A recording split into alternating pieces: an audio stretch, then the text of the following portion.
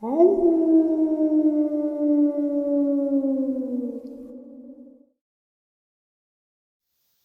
and salutations, everyone. I hope everyone is still doing well, and welcome to tonight's second half. Before we jump into it, a couple quick links. As many of you know, I rely on Patreon, PayPal, channel membership, and the merch to help the channel to continue to grow and go. Links to Patreon, PayPal, and channel membership is in the description below. Merch displayed directly under the video. Also, Dogman Frightening Encounters, Volume 1 through 3, the audiobook versions. They were written and researched by Tom Lyons, narrated and produced by me, Jeff Nadolny. Those audiobooks are available on Audible, Amazon, and iTunes, links to which are also in the description as well. And finally, last but definitely not least, if you'd really like to help support the channel to continue to grow and go, simply subscribe. It does not cost a cent. Click the like button. It takes half a second. If you don't want to miss out on any of the informative uploads I put out daily, click that bell icon, and folks, please leave a comment and share the video. Why? Well, because all these things really do help the channel to continue to grow and go. They definitely do matter, and they are appreciated. With that, I have taken far too much of your time. Let's jump into tonight's second half, shall we? This interview is an interview that I absolutely love. I've interviewed this gentleman twice, and the first time was honestly, it really opened my eyes to a lot of things I was thinking about, but had not heard. And then the second interview was years later, and just kind of a refresh.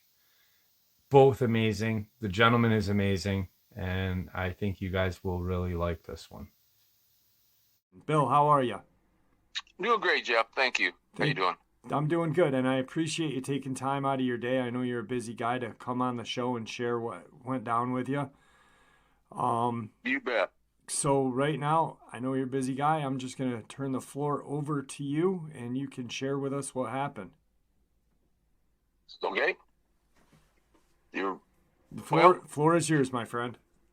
Okay. Well, I'll give you just a little background of who I am. I'm Bill from Wall, Washington. I raised cattle and farmed my whole life.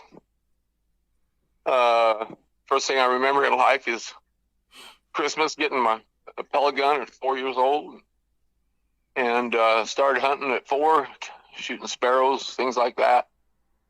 And I just had a knack for it. My grandfather was the first game commissioner in the state of Washington, only one appointed by 3 consecutive governors, and hunting was what we loved to do, hunting and fishing. The only time I ever got off was to hunt. So I loved hunting, and I got very good at it.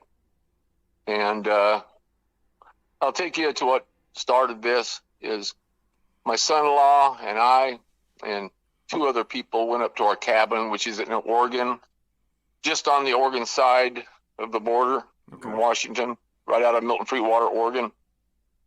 And we went up to look for morel mushrooms.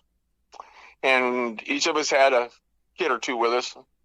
I had my granddaughter and my son-in-law next to me, and she was 4 years old at the time. I think all the kids were around 4. We all had pistols on us, because there are wolves up there and bear and stuff like that. So we did put pistols on our sides, and we started looking for mushrooms. It was a good day out, nice and sunny, and a little bit of cloud, but not bad. And we started looking for mushrooms and spreading out maybe 100, 200 yards apart, and just a place you couldn't see them. And we're walking toward our bluff, and I smelled something dead, and I yelled for my son-in-law to come over, and I said, "You stay with my granddaughter, and let me go figure out what's going on." And so I followed that smell maybe 100, 200 yards, and over toward the bluff, I came upon a dead cow elk, and she was a big cow, good shape, just in her prime. She's 5, 6 years old by her teeth, and I couldn't see any wounds on her. That's what was strange to me. It looked like maybe her gut had been split on the other side, but there was no wounds like a wolf would do on the legs. I usually take them in the flank, in the leg area, to slow them down and finally pull them down. And she was killed within 24 hours of what I could tell. Great shape. And like I said, just no wounds that I could see. And the brush around her was about 2 feet tall, not knocked down at all. Just a very strange sight. And so I looked over to my left and saw what was a bull elk about 30 yards away. He was eaten all the way to the shoulder, right behind the shoulder. Clean, no bone, no nothing, just straight through.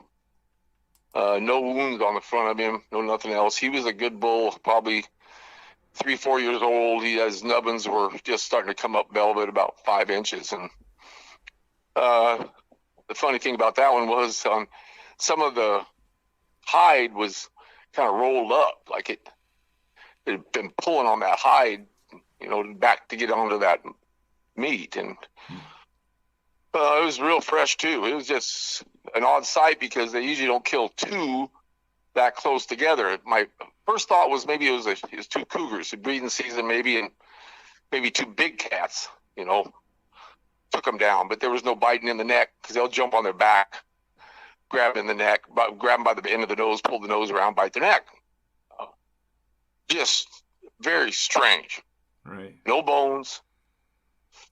There was enough grass on there. You couldn't see no dirt, no nothing. We get a track brush and just started to come up and stuff. And it'd been real green, so I couldn't find a track. And I just really bothered me the rest of the day. And we went home and just kept bothering me. I called a friend and told him about what I'd seen. I said, "What do you think?" And he goes, "Bill, I don't quite know on that one, Bill." And so after about 3 days, I wanted to know what it was. So I grabbed the 10 gauge side by side. It's got a full choke on it. I grabbed some 5-inch shells, I think they are. And I had the old steel rounds, them double-aught buck. And I grabbed 4 of them, put them in my pocket, and grabbed my 7mm mag, my Browning A bolt, and grabbed 8 rounds of 165 grainers. It's a real good bullet. Used it before. It's just a real good bullet. And I shot this gun for a lot of years. Had an older scope on it, but I'd sent it away to Leopold. Had a varmint dot put in it. I like the little dot when you're shooting out long ways running. It doesn't cover so much of the animal, and you can really hit what you want to hit. So I've been using that for a long time. A lot of bulls, a lot of bucks, bears, you name it. I've shot everything with it. And so I grabbed that, and then I grab a FNH pistol, 5.7 28. It'll hold 21 rounds. That's one in the chamber. Yeah. And so I grabbed that, and I went up to the cabin.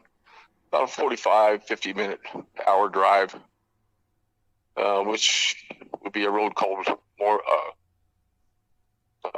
Government Mountain Road. And so I go up there, and I get out and open up the gate real quietly and bring my rig right inside the gate. And you'll see you have a rig go by every hour or two, so there's a little noise down there. They don't know where I parked. So I just pulled inside the gate a little ways and grabbed my shotgun and locked my rig up and snuck into where those elk were real slow, just real slow. And I got in there, no smell, no nothing. The cow was gone. She was just gone. There was no bone, no nothing, no drag marks, no nothing. It's like something picked her up.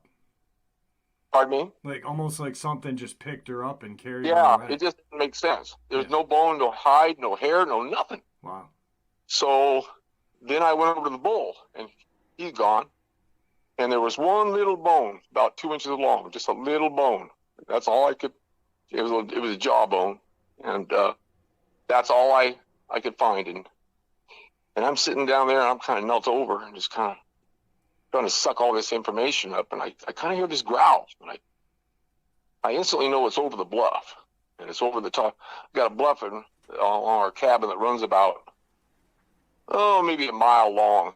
It goes straight down about 30, 40 yards. And then you got heavy rock and timber and brush. And I heard this growl, and I'm like, what the hell? And I want to go over to the bluff and look over, but if it's down far enough, I can reach out 60, 70 yards with that thing pretty good, but I just don't feel right. And I just don't feel right. So I start backing up, straight back. I'm looking left, looking right, looking forward. So I back up like that for 100, 200 yards. Just real slow. I just didn't feel right.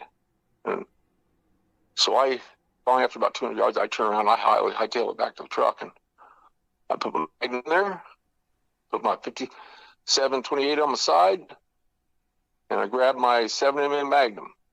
Put 4 in the gun, 2 in the chamber, 1 in the barrel, and it'll hold 4. And I put 4 shells in my right pocket. And I know right where these animals are.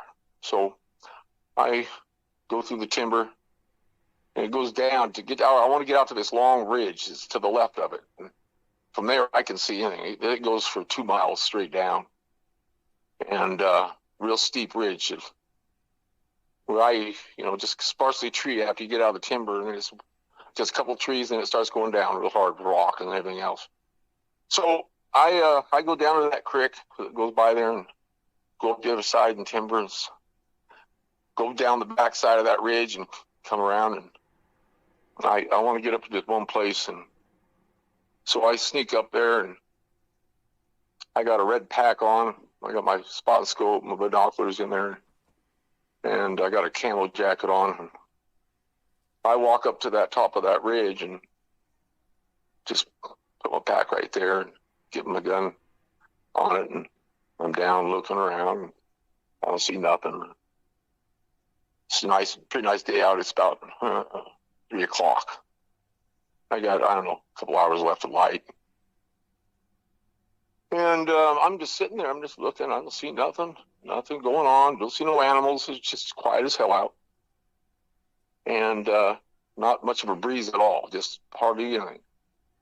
And I'm there about a half hour, and I'm thinking, well, whatever it was, probably gone, maybe, and maybe I better just go. And I get my gun, I start to stand up, and I look back down there under that bluff, and I see something dark. It's kind of in the shade on the one side of the tree a little bit, on the right side, in the tall brush right there and stuff, and I see some movement. I know it's something.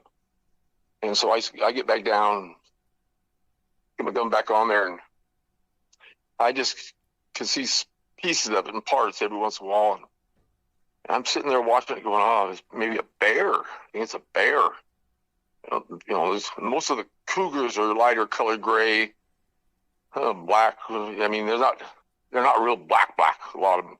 You'll see them black like that, but most of the time they're not in my area, gray and things like that. But they're big. These wolves in my area are 225 pounders. They're the size of a deer. Not as tall, but their heads are big. And so I'm trying to figure out what the hell this thing is. And about that time, I get my spot scope out, and I'm looking down there, and I'm like, oh, I think it's a big bear, maybe a big bear. And all of a sudden, I see this kind of stand up out of the brush a little bit, and I know how tall this brush is. So I see this kind of stand up, and I'm looking at it, I'm going, what the fuck is that? And I can see ears on top and snout and everything else, but it just don't look right to me. I can see the left arm, but I couldn't see the right arm. He was in the brush there, and I'm thinking, okay, this is a wolf he's got his feet up on a log there, and that's got to be what I'm looking at here, because your mind, you're trying to think what the logical thing is here, and I'm sitting there looking at it, and I'm like, oh shit, that thing's big. I mean, that's wider than a bull should be on the top. It's just not right. And I see it put his nose up a little bit to the left, and he sniffs once, 2, 3 times. And I'm like, oh, fuck. I put my spotting scope down, get on my gun. I got on 9 power. That's as high as it'll go, but I'm really good at 9 power. And he sniffs 3 times, and then he zones right at me, just fucking right at me. I'm 200 yards, but he zones right at me. I tell, looking through the scope, and hey, he's looking at me. And I'm just, what the hell? And it's just a slight breeze now. It's just a slight breeze on my back. I'm like, oh shit, I think I'm had here. They should just run off. And I'm looking at him, and he, after the sniffing, he just zoned right away at me. And like I said, and as soon as he did that, I flipped the safety off, and I could see him starting to growl. I could almost hear it growl. I could see his mouth open. I could see the teeth. And that's what really got me. Them eye teeth, excuse me, on the left and right were really big. Really big. It just didn't look right. It shouldn't be quite that big. But I just kept thinking, man, that's the biggest fucking wolf in the world. And as soon as he let out that growl, I squeezed off. And that frickin' Magnum just roared. And I'm one of them guys that I was taught real early, as soon as you shoot, you keep your head on that scope. See where that bullet hits, because that will tell you a lot. And the bullet hit him. I couldn't see his full, what would be his right shoulder. I could see the top, about 4 inches of it, and the brush was there. And from about the middle over, I could see on his left side, and I could see the arm out there. And on me, and when I took the shot, I hit him a little high, and I hit him that left shoulder, his left shoulder, and he went back, and I seen his come back a little bit, and he frickin' looked right at me and start to roar again. And as soon as he did that, I knew what I'd done wrong the first time, and I took the shot, and I hit him right down the row of teeth. When I got back on him, I seen slobber and teeth go up, and I think I hit him right to his bottom jaw on the right side. It took out that row of teeth, and his head flopped back a little bit and a little bit to the left, and he went right down. And I'm going, what the fuck is that? I'm either in a lot of trouble with the feds here, because I shot a wolf, or I shot something I don't know what the hell is. Right. I'm still trying to figure out what the hell this thing is. And I stand up, put another round in the chamber, in the gun, and about that time, out comes 2 running out of that brush above it.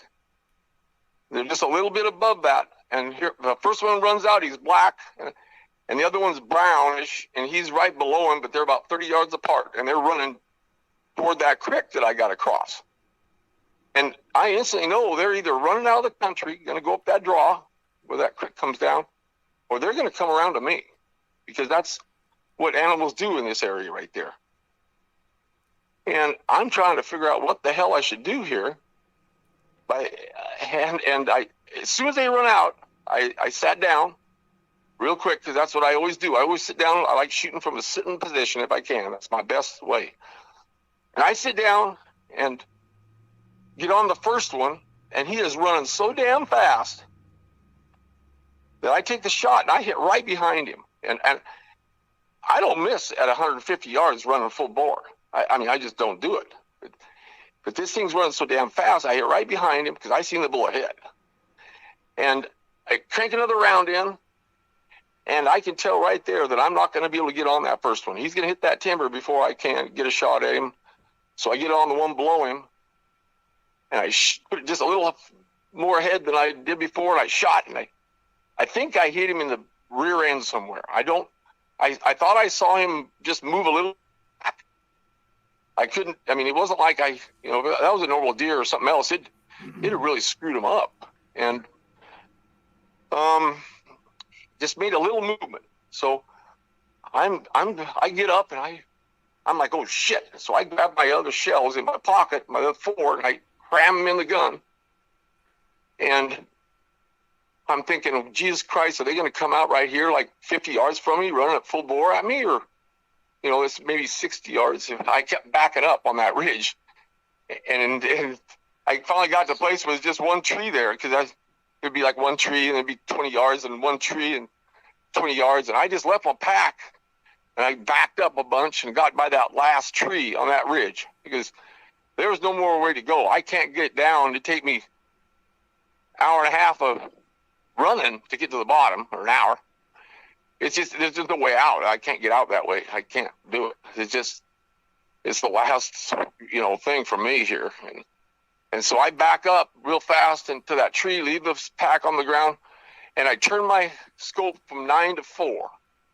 Because I know if they come out, they're going to be close. They're going to be close. So I turn my scope down real quick, and I back up to that tree, and I get on the left side, as I look back toward the timber up the ridge, and I'm on the left side, and I'm looking left, looking right, and I don't think nothing, they can't come from behind me. There's just no way. And I didn't think they'd come from the right, because it's a big open kind of clearing on the right side where it's not so steep on that ridge. And they're going to come either right at me on the ridge, or come around on the left side here where the trail is. And so I'm sitting there going, what the hell am I going to do here? And I'm also thinking, did I shoot a wolf? Am I in a lot of trouble here? But the ones I seen running across that hillside, they didn't look like wolves. I'm still trying to figure out what these are. And so I'm sitting there, and it had been 45 seconds, 50 seconds. And I'm sitting there looking left and looking right and looking ahead of me, and I see some movement. And it was him going up from being on all fours to stand up on two legs. And he stood up on the shaded side of the tree, which me looking up the ridge would be on the right side of that tree. And I see him go up. That's what, if I wouldn't have seen him go up, I don't know if I'd have seen him like that. He was real black, so he kind of showed up that way. But, he got up next to that tree, and everything's dark, and it's hard to see. But I seen him go up. And so I've already got my gun up against that tree. I'm standing up there, and the tree's about, 8 inches across, probably 9 inches across. It ain't a very big pine. And I'm sitting there, and when he went up, I put it right on him, and I think I saw his head kind of go look a little to the right. I think he was looking at my pack on that ridge there, and it would be between us, but my left or his right. And I think I see him look at my pack, and then he kind of looks back at me, and about that time, I squeeze it off, and I think he's just starting to go down to all fours maybe or something, because I thought I saw his head start to come down a little bit. But I shoot, and gun like before, it just roars. Boom! And he makes this little jump forward, like I thought he was going to go down to all fours, but he made this little thing, and then he kind of popped up in the air and fucking goes right down and slams his head into the ground, and his left shoulder just slam it into the ground. I could almost feel it hit the ground, and from where I was at, and he rolls over, and then he starts kicking with his front legs and his back legs at the same time, like kick, kick, kick. And they're doing it together. Like I've seen animals do it when they die and stuff like that. And I knew I hit him hard. I mean, that was only like 60 yards, it's just easy. But he slams into the ground, rolls over, and kind of rolls down the hill. He's kicking, and I'm like, what the fuck is that? That thing was 8 foot standing up. I'm like, there's no fucking way.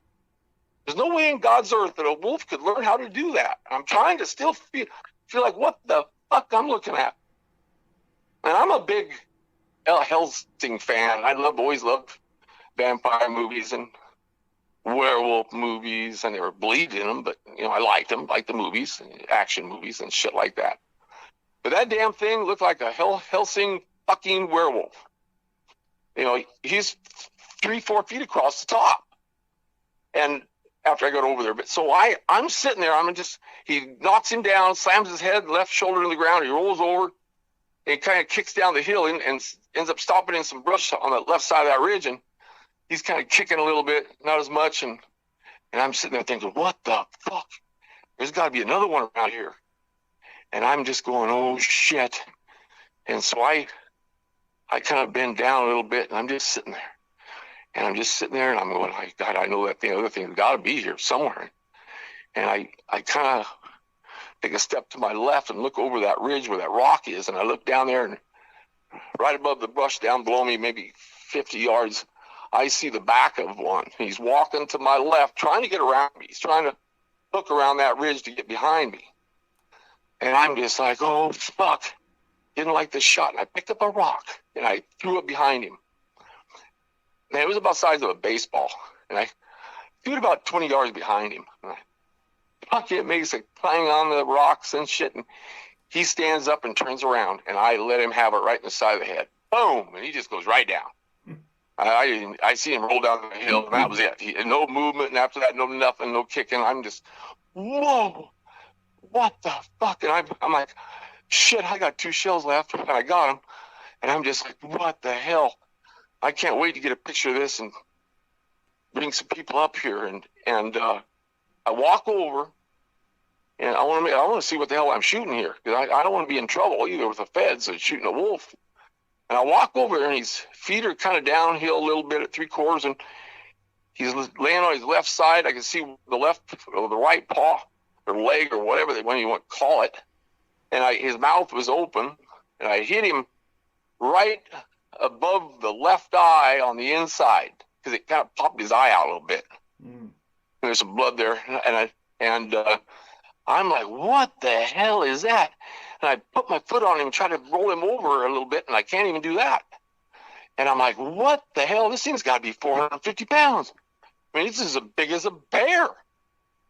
And I'm sitting there looking at this thing. I looked at the claws, and they're all 3.5, maybe 4 inches. Some of them maybe kind of chipped, some of them. And I'm looking at that, and I'm looking at his face. I could hardly look at anything else because the teeth, it just stood out. I'm like, whoa, that is a fucking killing machine. I just couldn't believe what I was looking at. And I left my phone at the car, and I'm sitting there thinking, what the hell am I going to do here? And I'm going, these ain't wolves, because wolves ain't eat, that they can't stand up. First of all, they just can't do it. And I'd never heard of a Dogman or anything like that. And so I'm thinking, what the hell is this? I'm going to get me a big stick up here above me and by the timber line, and I'm going to roll this thing over. And so I go up to the ridge top there, and I'm standing there with my rifle, and I hear this kind of howl a long ways away. It looked like over on Blaylock, which they call Blaylock, and that'd be I think the South Fork of the Wall down below me. And I'm sitting there looking, and I'm going, what the hell was that?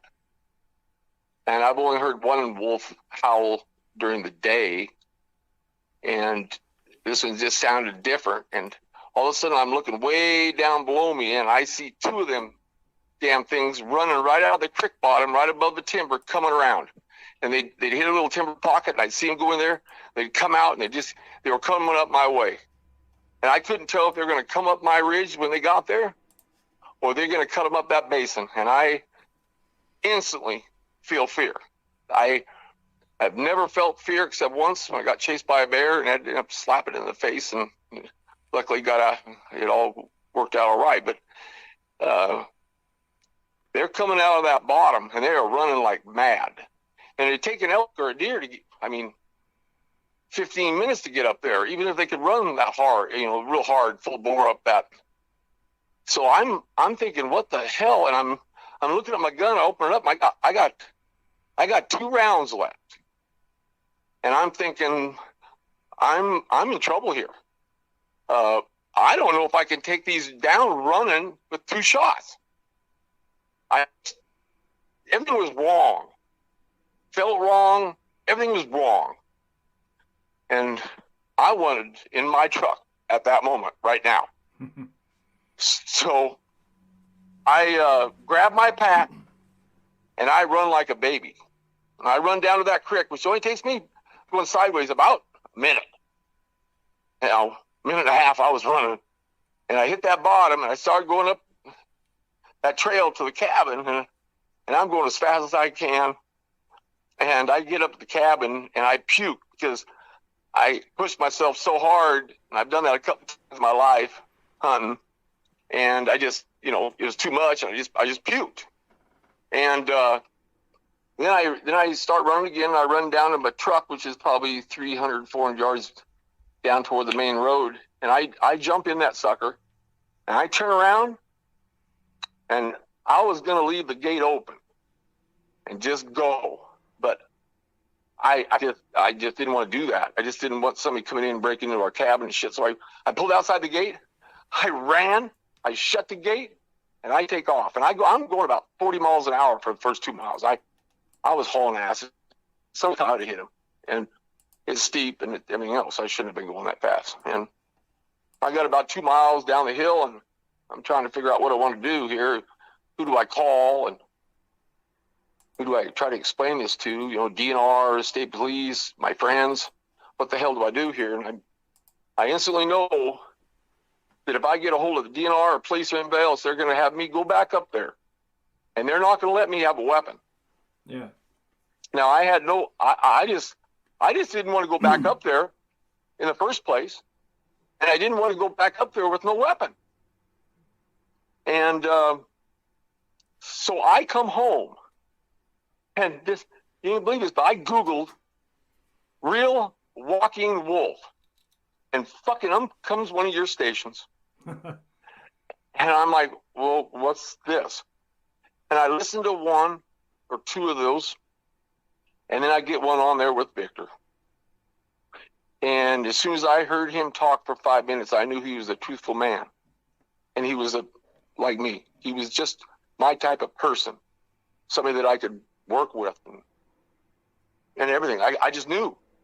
And I instantly knew after I heard a couple of your broadcasts and his and him being on it that somebody knew about this stuff.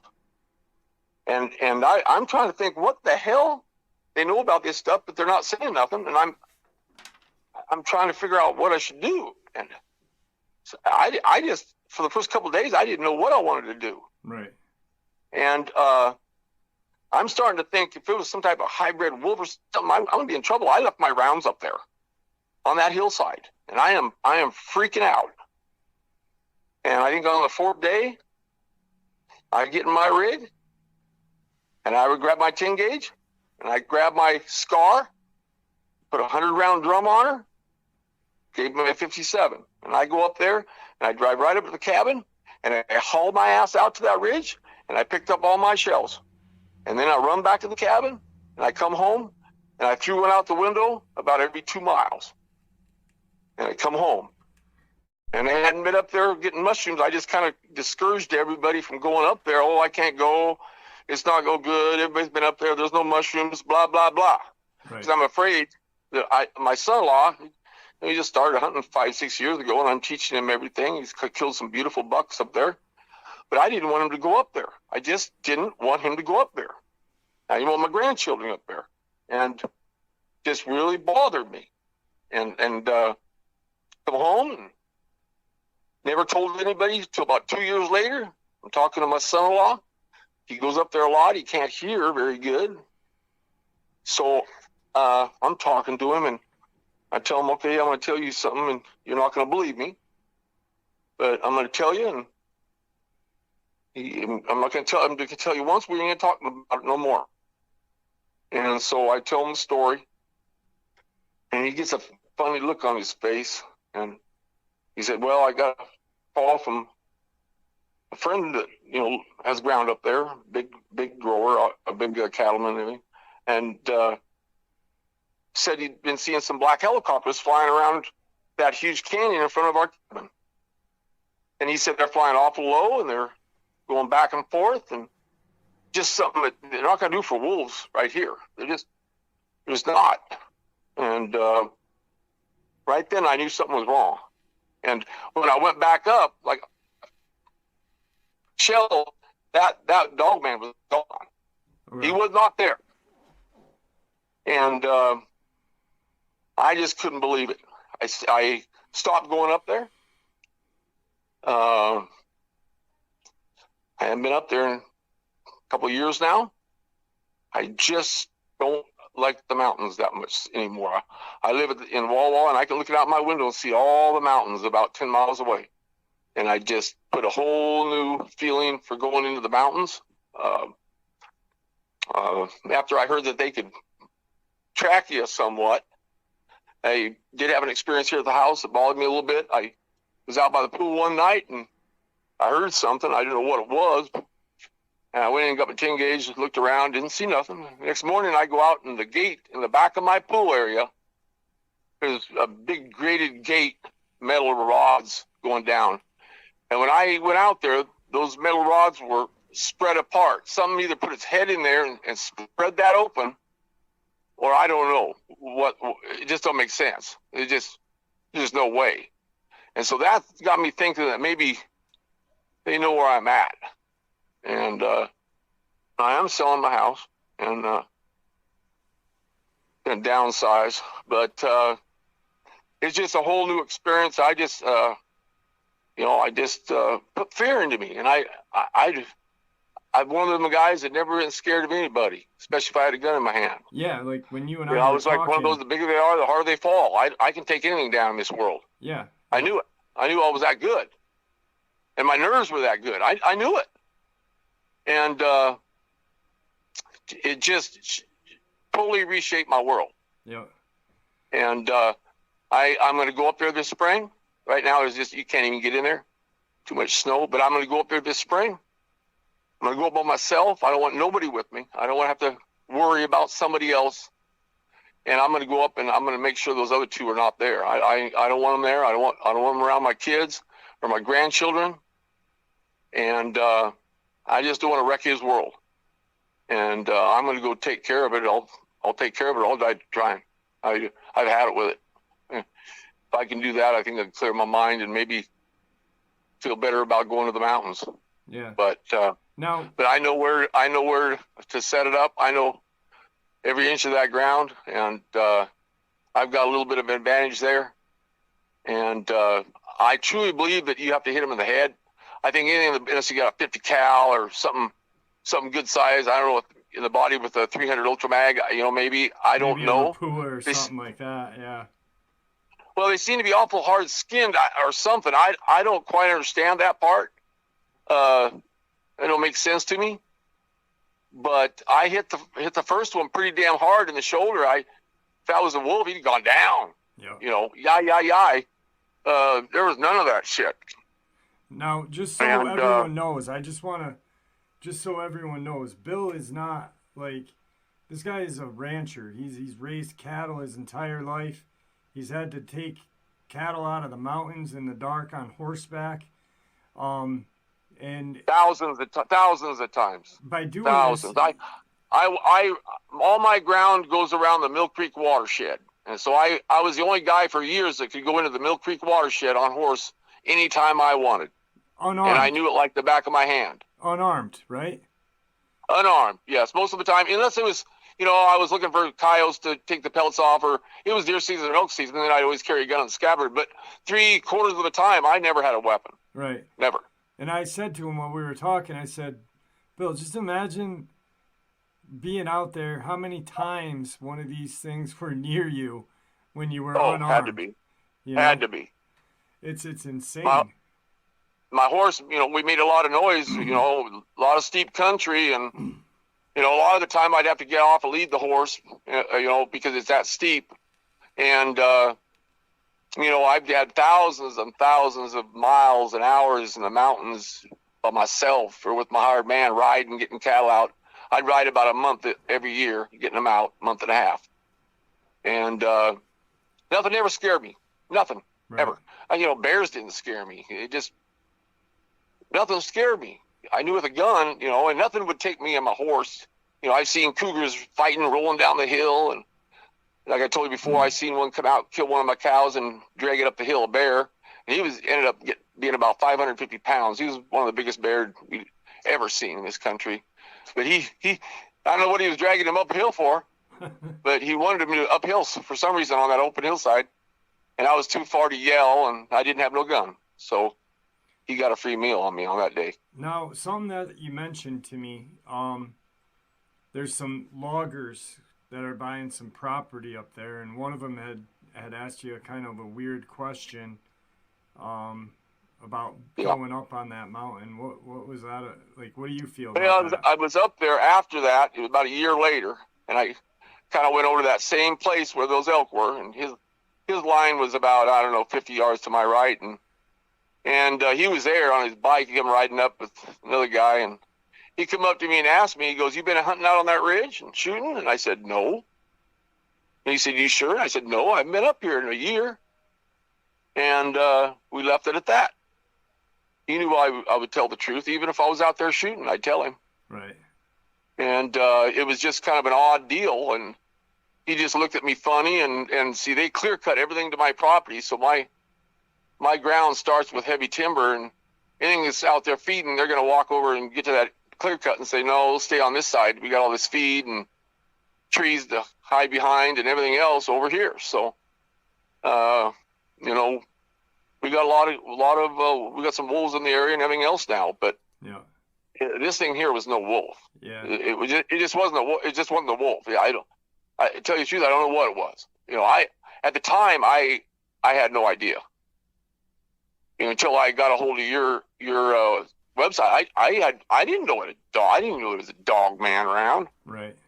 I had no idea. You said like that. And if these things are out, I tell you, they're a killing machine. They're just made to kill. Yeah. If you're Blow Joe out there camping and walk along with a pistol on your side, I suggest you basically save that last shell for yourself, because, you know, if not, you're going to get ripped up real hard. But when those two were flanking you can take your shots at them, but I don't know. I think you got to hit them in the head. Right. When they were flanking you, could you hear them? Were they being loud, cutting through? No, never. He was only about 50 yards down to my left over the ridge there, and I didn't hear a thing. Okay, just not a thing. Yeah. And I looked over there, and that's the one that was trying to flank me. He was trying to get around my left and get around behind me. And if I wouldn't have seen him in another 15 seconds, he'd have been around behind me. Wow. And I'd have never looked on that open hill behind me, because it just animals don't do that. Yeah.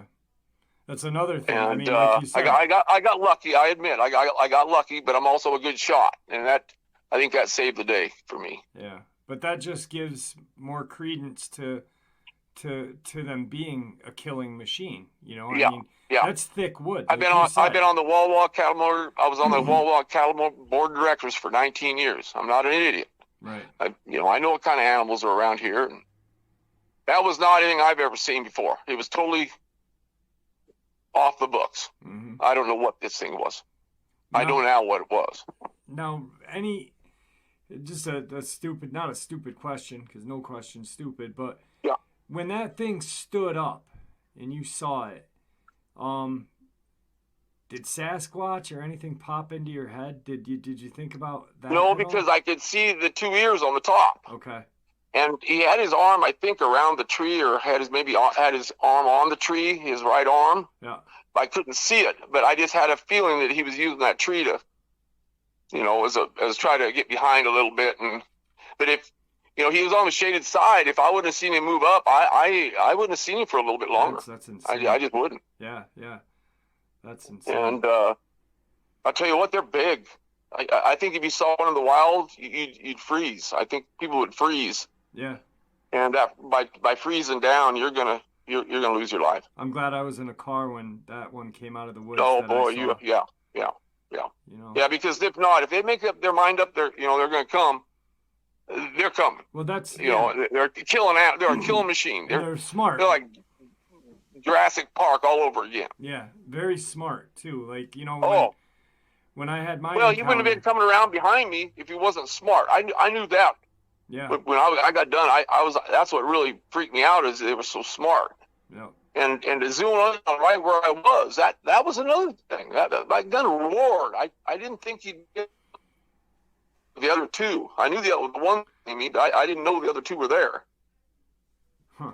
Yeah. But after he made them smell, I could see him smell the air. I knew, as soon as he looked at me, that he knew where I was.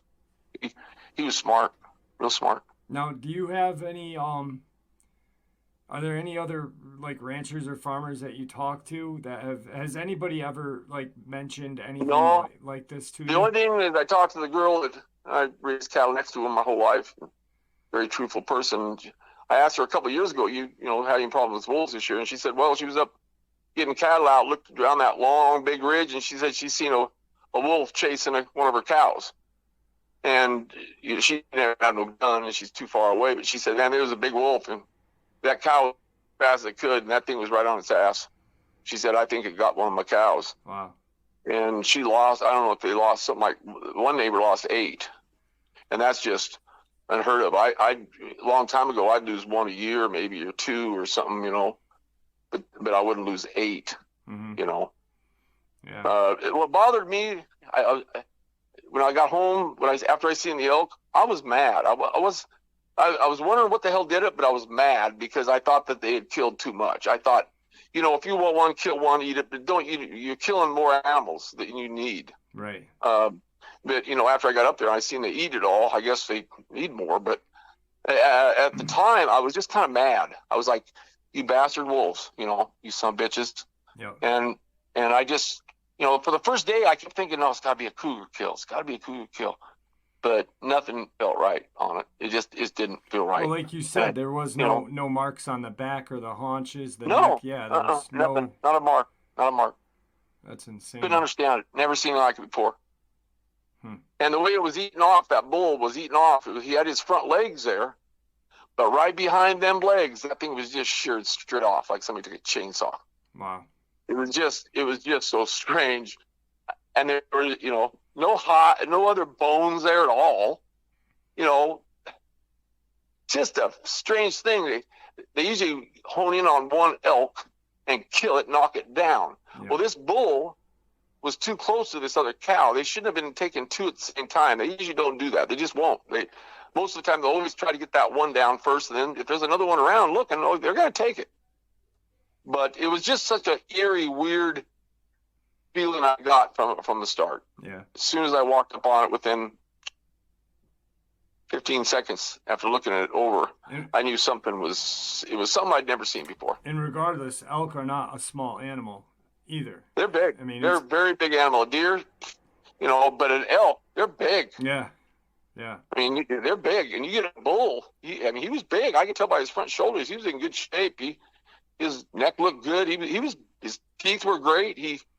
I just couldn't understand how they could get a cow and then a full-grown bull down too. Yeah, and they're fearless too. Elk are fearless. They're not afraid of much. I mean, yeah, no, they'll turn and fight if they have to. Yeah. But a wolf is a real killer. He'll knock them down. They'll flank them until they can't run. Then they'll get them down. And when they first start off, one will run it until he gets tired. Then another one will run it until he gets tired. And finally, the other's going to get tired. Yeah. The other one's a little behind, just catching up. Well, you know, they flank it, and get it down. And then a wolf, he'll start eating on them with the cow still alive. They don't kill them unless they die from the shock, which they'll do real quick, and other things. But they'll start eating on the hind quarter with the cow bringing her head up off the ground and going down, up. They'll eat them. Yeah, real wildlife, and the predator hunts are very very aggressive and not something for the light of heart. That's for sure. No. But, you know, once you've been I was taught from an early age, you know, like about 6. My dad took me out and said, "Hey, this calf's going to die. It's your job from now on to take care of them if they have to. You know, they ain't going to make it. Really, we don't want them to suffer. We just don't." So he taught me how to shoot cattle in the head, and that was my job. And you know, I'd take care of a calf for 2 weeks, giving it milk, and take a bad turn. I'd have to shoot it. You know, it was a tough deal. Yeah. But that was my job, and you know, I got tough real quick, real early, and. But I knew I was something special with a gun. I just knew it from the start. And that's why nothing ever scared me. And then I didn't think there was anything up there that could really scare me that bad. Right.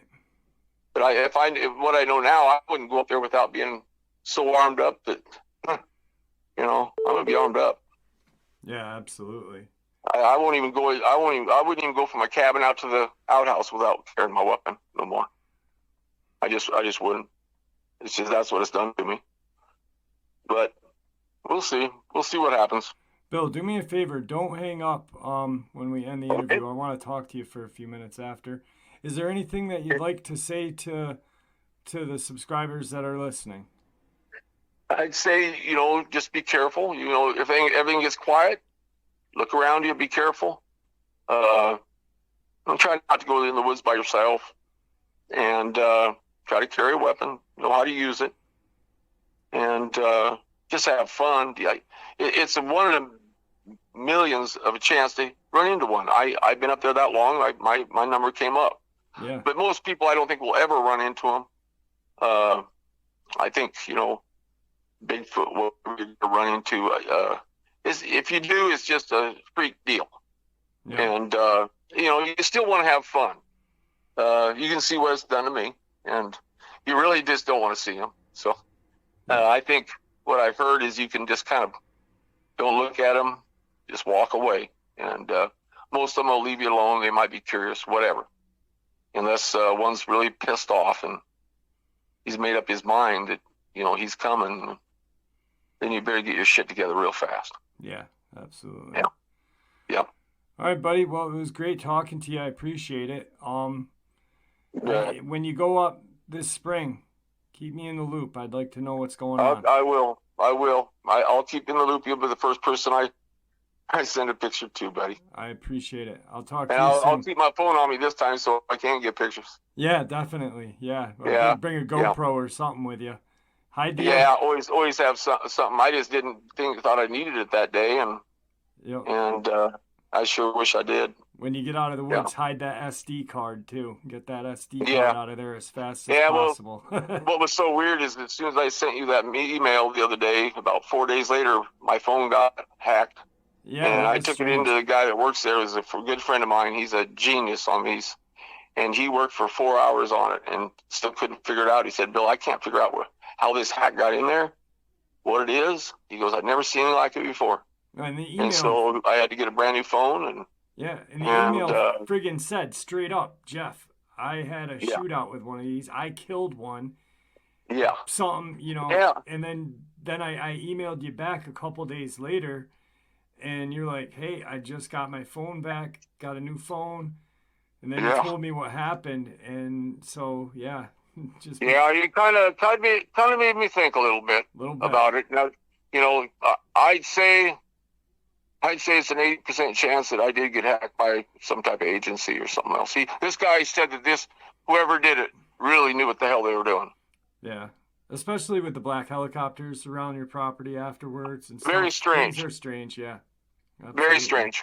Yeah, usually, I haven't seen a helicopter in there for 30 years, and that one came over to Blaylock and come down and had a net underneath, and it dropped out a bear, and this bear rolled down the hill and got up and was pissed off, and he had a big hump on his back, and I remember me and my brother-in-law going, "That looks like a grizzly. They're not supposed to be putting grizzlies in here." But we found out through the game department, because my grandpa, all his connections, that they were bringing problem bears in here from like Yellowstone and shit and dropping them off. Wow. And we put a stop to that. We found out, we got on the game department, and we stopped that. But that's the only time I ever saw a helicopter in there. That's crazy. And that was just an odd deal right there, them dropping a bear out of a netting. Yeah, definitely is. And they dropped him in someplace that nobody ever goes. Nobody ever hunts. They'll hunt it for 40 years. They never see whatever goes in there. If it stays there, they'll never see it. Right. Ever. Right. Yeah. That's crazy. So, all right, buddy. Well, it was wonderful talking to you, Jeff. It was. Stay on the line, though. I'm going to end the interview. All right. Thank you, Bill. And there you have it, folks. I do hope you all enjoyed today's second half as much as I enjoyed sharing it with you. I'd like to thank you all for supporting the channel. It is your support that helps this channel to continue to grow and go. And honestly, what gives us all a place and a chance to share our experiences and theories judgment-free. Everyone is simply treated with the respect that we all deserve. Please, everyone, stay safe, happy, healthy, and ever vigilant, keeping an eye on our children, pets, family, and our friends. These creatures are real. They are out there and dangerous. Share this information with those you love and care about, and it may just help save their lives someday. Until next time, never stop asking questions, never stop searching for the truth, and God bless you all.